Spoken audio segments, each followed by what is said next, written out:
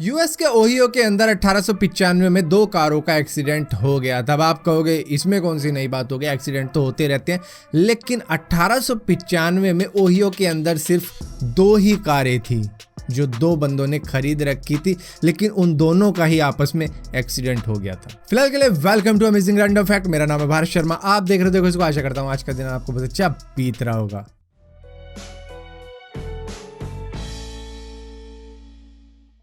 Russia के अंदर 2 hacker मौजूद थे जिन्होंने यूएस की 40 कंपनी के नेटवर्क को हैक किया और वहां से कई सारी इंफॉर्मेशन कलेक्ट की, जिसके बाद में उनको ब्लैकमेल किया कि हमें इतने मिलियन $US दे दो तो ये इंफॉर्मेशन तुम्हें वापस मिल जाएगी और ये लीक भी नहीं होगी। तो यहाँ पर इन हैकर को अब पकड़ने का काम अब मिल चुका था FBI को, जहाँ पर FBI ने क्या किया कि इनको यूएस बुलाने के लिए एक स्टार्टअप कंपनी तैयार की जिसका नाम रखा इनवीटा, जहाँ पर इन दोनों ही रशियन हैकर्स को इनवाइट किया गया कि आपकी यूएस के अंदर जॉब इंटरव्यू के लिए आपको यूएस इनवाइट करते हैं, आपका टिकट वीजा सब कुछ हम अप्लाई कर देंगे। जिसके बाद में ये यूएस पहुंचे और यूएस पहुंचते ही इनको अरेस्ट कर लिया गया। एक महिला थी जिनका नाम था पैटी मेलेट, जो कि 17 साल की थी और उस उम्र में वो प्रेग्नेंट हो चुकी थी, लेकिन उनको कहा गया कि आप एबॉर्शन करवा लो, लेकिन उन्होंने कहा मैं ऐसा नहीं करवाऊंगी। और आज जाके उनका लड़का बड़ा हो चुका है और एक बहुत बड़ा जाना माना सिंगर भी है जिसका नाम है जस्टिन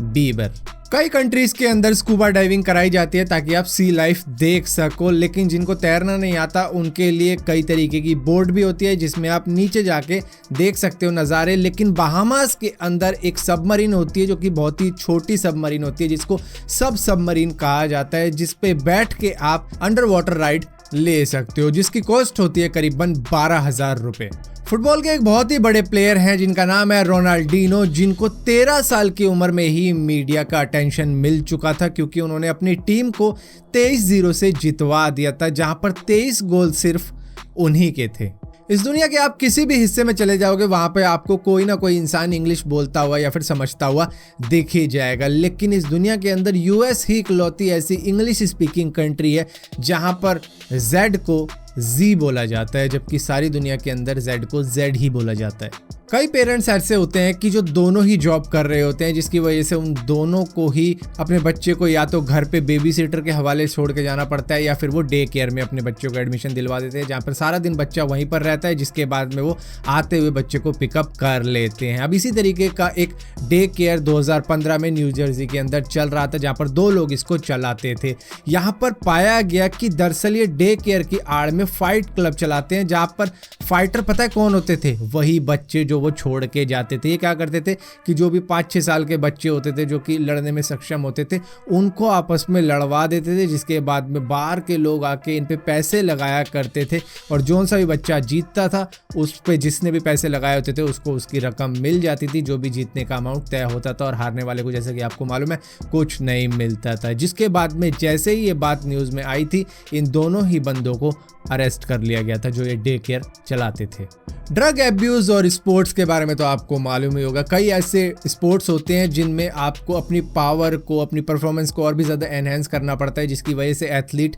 ड्रग का भी सहारा ले लेते हैं, जहां से उनकी परफॉर्मेंस थोड़ी बहुत एनहेंस हो जाती है। लेकिन ओलंपिक के अंदर इस दुनिया की सबसे पहली अगर ड्रग एब्यूज किसी ने की थी तो वो एक स्वीडिश शूटर था जिसने 2 बोतल बियर की पी ली थी अपनी थोड़ी सी नर्व्स को काम करने के लिए।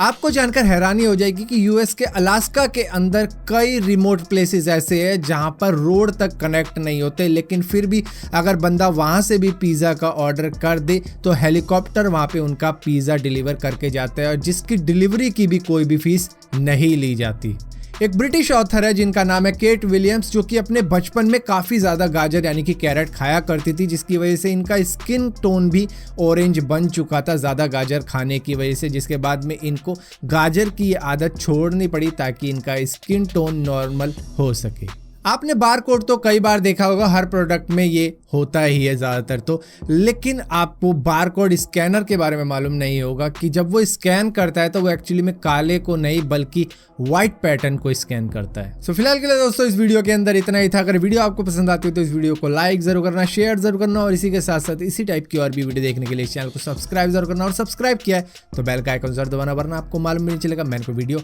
डाली भी है।